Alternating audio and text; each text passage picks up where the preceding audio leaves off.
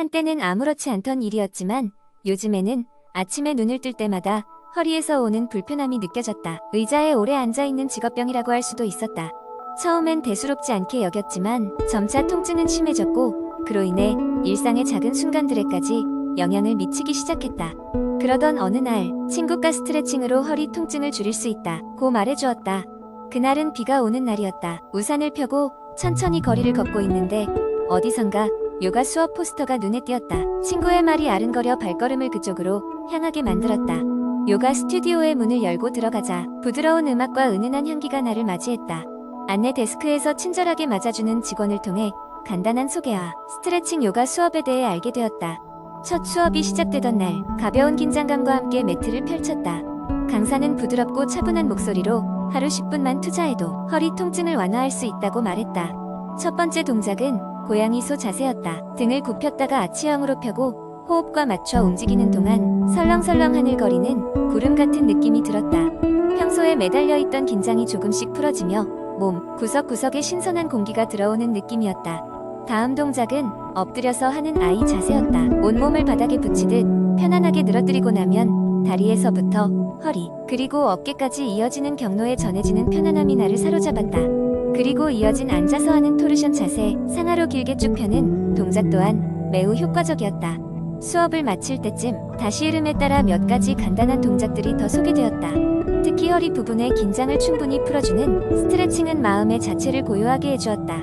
그날 이후로 나는 아침에 일어나면 샤워 전에 침대 옆에서 간단한 스트레칭을 시작하는 새로운 루틴을 갖게 되었다. 일주의 시간이 흘렀고 조금씩 통증은 줄어들었다. 하루 일과를 마치고 집에 와 허리를 만졌을 때 예전처럼 쑤시고 아프던 것이 많이 가라앉은 것이 느껴졌다. 스트레칭을 시작했던 것이 신의 한 수였다는 느낌이 들었다.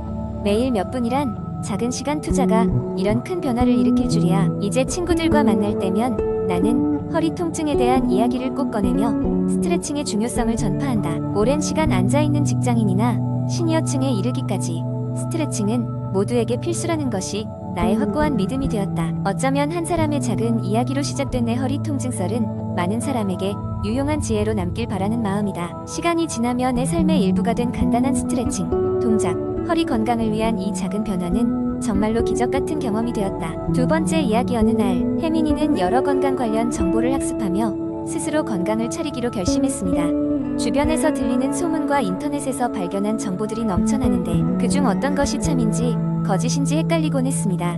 혜민이는 인터넷을 통해 각종 건강 꿀팁을 검색하며 알게 된 몇 가지 정보 중에서 진위를 확인해보기로 마음먹었습니다. 첫 번째로 그녀가 조사한 정보는 아침에 먹는 레몬물은 다이어트에 도움이 된다는 것이었습니다. 여러 블로그와 SNS에서도 널리 퍼져 있는 이 정보는 지극히 당연하게 다가왔지만 그녀는 그 효과가 과학적으로 증명되었는지가 궁금해졌습니다. 그녀는 여러 과학 논문과 의학 전문가의 인터뷰를 찾아보면서 아침에 마시는 레몬물이 소화에는 도움을 줄 수 있지만 그것만으로 체중 감량에 직접적인 영향을 미치지 않는다는 사실을 알게 되었습니다. 중요했던 점은 레몬물 자체가 아닌 그것을 마시는 건강한 생활 습관이 다이어트에 긍정적일 수 있다는 것이었습니다. 혜민이는 이로써 검증되지 않은 정보를 맹목적으로 믿기보다는 그 배경을 조사하는 것이 중요함을 깨달았습니다. 두 번째로 혜민이가 알아본 내용은 달걀을 많이 먹으면 콜레스테롤이 많이 쌓인다는 경고였습니다. 혜민이는 아침마다 달걀을 2개씩 먹는 버릇이 있었기에 이 정보가 사실이라면 식습관을 바꿔야 할 필요가 있었습니다. 그러나 더 많은 자료를 찾아보던 그녀는 최근 연구에서는 달걀 섭취가 콜레스테롤 수치에 미치는 영향이 미미하다는 것을 발견하였고 달걀이 오히려 양질의 단백질과 영양분을 제공한다는 결론을 내리게 되었습니다. 혜민이는 그녀의 탐구를 통해 무조건적인 믿음보다는 정보의 출처와 과학적인 근거를 확인하는 것이 중요하다는 점을 깨달았습니다. 이 과정에서 그녀는 스스로의 건강에 대한 책임이 자신에게 있다는 것을 다시금 느끼게 되었고 건강한 삶을 위한 지식의 중요성을 이해하게 되었습니다. 이 과정을 통해 혜민이는 주변 사람들에게도 이러한 팩트체크의 중요성을 전파하고 싶어졌고 틀린 건강 상식을 바로잡으려는 작은 캠페인을 시작하게 되었습니다. 그녀는 다양한 SNS 플랫폼에 자신의 발견들을 공유하며 더 많은 사람들이 건강 정보를 올바르게 이해할 수 있도록 도와주기로 했습니다. 혜민이의 여정은 평범한 한 사람의 생활 속에서 과학적 사고와 비판적 시각이 얼마나 중요한지를 여실히 보여주는 사례가 되었습니다. 세 번째 이야기. 옛날에 건강과 젊음을 유지하는 방법을 연구하던 한 왕국이 있었습니다. 이 왕국의 학자들은 수년간의 연구 끝에 다양한 질병과 노화를 늦추는 방법을 발견하게 되었죠. 그들은 바로 항산화식품이라는 특별한 가능성을 발견하게 되었습니다. 왕국의 마을 곳곳에는 신비로운 과일과 채소가 자라는 정원이 있어서 사람들은 이를 통해 식단에 항산화식품을 추가할 수 있었습니다. 과일과 채소의 색깔은 마법처럼 다채로웠고 이들은 모두 각기 다른 항산화 물질을 함유하고 있었습니다. 이 중에서 가장 인기 있는 음식은 바로 블루베리였습니다. 블루베리는 안토시아닌이라는 강력한 항산화제를 함유하고 있어 피부를 맑고 탄력 있게 유지하는 데 큰 도움을 주었습니다. 또한 마을 주민들은 매일 아침 녹차 한 잔을 마시는 것을 견고한 습관으로 삼았습니다. 녹차에는 카테킨이라는 항산화 물질이 들어있어 신체 내 염증을 줄이고 심장을 건강하게 하는 데 기여했습니다. 그 덕분에 왕국의 사람들은 신체적으로 활기차고 정신적으로도 맑은 상태를 유지할 수 있었습니다. 더불어 왕국에서는 토마토, 시금치, 당근 등 다양한 채소도 사랑받았는데 이들 모두 비타민과 미네랄뿐만 아니라 라이코펜과 같은 항산화 성분을 포함하고 있었습니다. 이러한 성분들은 세포를 건강하게 유지하고 눈과 피부의 건강을 증진시켰습니다. 사람들은 이러한 채소를 매일 다양한 방식으로 조리하여 섭취했는데 생채소로 샐러드를 만들어 먹거나 수프나 스튜에 넣어 끓이고 때로는 신선한 주스로 만들어 마시기도 했습니다.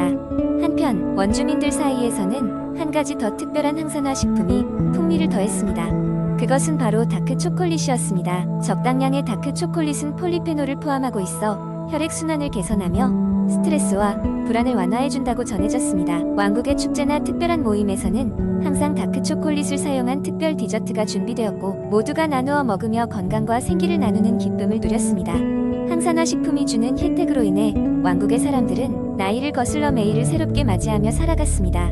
그들의 건강한 생활 방식은 멀리 다른 왕국들에도 전해져 많은 사람들이 항산화 식품의 힘을 몸소 경험하게 되었습니다.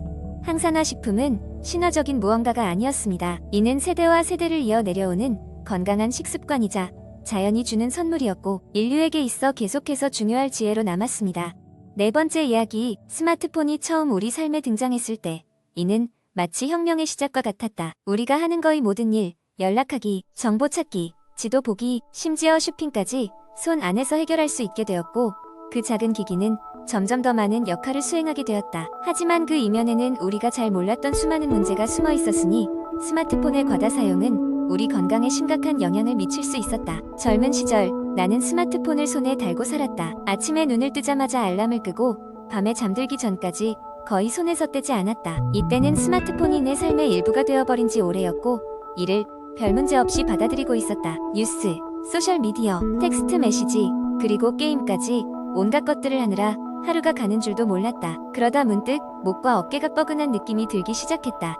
처음에는 대수롭지 않게 여겼다. 언제나 그랬듯이 컴퓨터 앞에 오래 앉아 있거나 잘못된 자세 때문에 생기는 일시적인 통증일 것이라 생각했다. 하지만 점점 날이 갈수록 그 통증은 짙어졌고 결국 병원을 찾았다. 의사는 나에게 텍스트넥 증후군이라는 말을 했다. 스마트폰이나 태블릿을 장시간 사용하면서 일자목 또는 거북목 증상이 생기는 경우를 말합니다. 적절한 휴식이 필요합니다. 라는 설명이 이어졌다.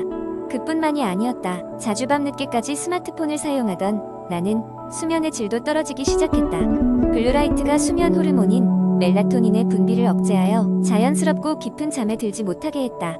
그 결과로 낮 동안의 피로감이 쌓여가고 집중력은 떨어졌다. 내 기분도 불안정해졌다. 자잘한 일에 짜증을 내고 스트레스가 늘어나는 느낌이었다. 이런 경험들은 나를 깨닫게 했다. 내 삶의 질을 떨어뜨리고 있는 것이 스마트폰의 과다 사용임을 이해 나는 스마트폰 사용을 줄이기 위해 몇 가지 규칙을 정하기로 결심했다. 우선 침대에서는 스마트폰을 사용하지 않기로 했다. 밤 시간에는 블루라이트 필터를 켰으며 매일 명상 앱을 사용하여 마음의 평화를 되찾으려고 노력했다.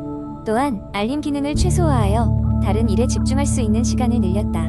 스마트폰을 사용할 때는 타이머를 설정하여 사용 시간을 제한했고 자주 휴대폰을 내려놓고 산책이나 운동을 통해 몸을 움직이기로 했다. 이러한 작은 변화들은 내 건강에 긍정적인 영향을 미쳤고 그것은 곧 기분에도 좋은 변화로 이어졌다. 이 경험들은 스마트폰을 완전히 부정하거나 배제할 필요는 없지만 적정한 사용과 건강한 습관이 얼마나 중요한지를 깨닫게 해주었다. 스마트폰은 분명히 편리하고 강력한 도구지만 건강을 해치지 않도록 경계해야 하는 필요성을 깨달았기에 나는 오늘도 스마트폰 사용을 현명하게 조절하며 살고 있다.